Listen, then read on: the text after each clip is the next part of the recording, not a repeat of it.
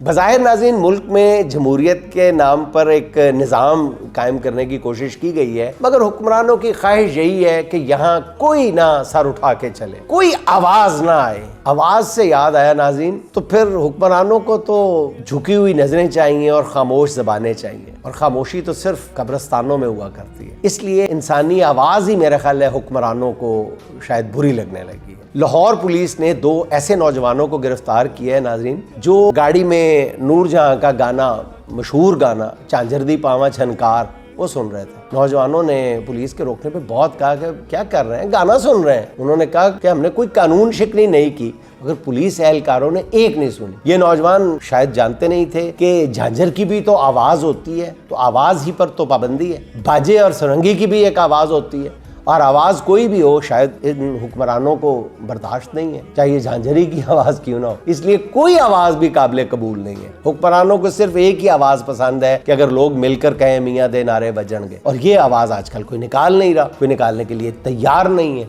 इसके अलावा हर आवाज़ जो है वो हुक्मरान चाहते हैं कि गले में ही दबा दी जाए। झांझर को भी अब बिना झनकार ही रहना पड़ेगा। सरकार कहती है कि हमें झांझर वाली झनकार कबूल नहीं है, आवाम कहती है कि हमें झांझर वाली सरकार कबूल नहीं है। क्या किया जाए।